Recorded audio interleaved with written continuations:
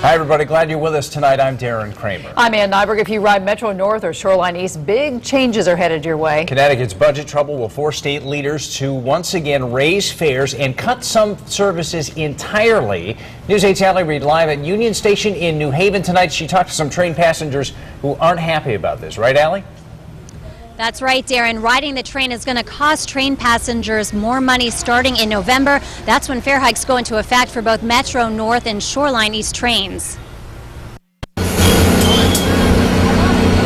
Passengers will see Metro North train tickets go up by 15% in November. One of Malloy's top aides says even with the fare hike, the cost of a train ticket in Connecticut is still lower than in New York. I would also point out that in the case of rail fares, our fares are lower than those in New York State, requiring the state of Connecticut to make payments to Metro North to reflect our disproportionately lower fares than they have in New York. But one Metro North commuter we talked to disagrees with that argument. Probably not the best comparison in the world. They always seem to do that. That was his excuse as to why it was okay to raise all of our fees and our income taxes because it's better than New York. You know, I guess you could pick the highest bar and say we're under it, but I'm not sure that's a very good answer. Shoreline East rail fares will also go up. They're increasing by 14%. That's not the only change riders will see. The weekend train service on the Old Saybrook New Haven section will be shut down on weekends starting in November. This means if residents in the area want to take the train into New York on the weekend,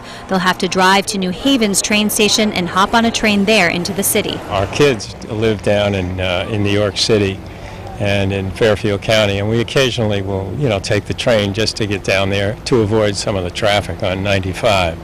So to that extent, it's going to be a bit of a problem. Closing that section of the Shoreline East Railroad on weekends will affect about 1,000 passengers and save the state $4.17 million. I think it's probably the least intrusive way to get some effective reductions in the cost of running the railroad. So I don't see it as a real burden or a real problem.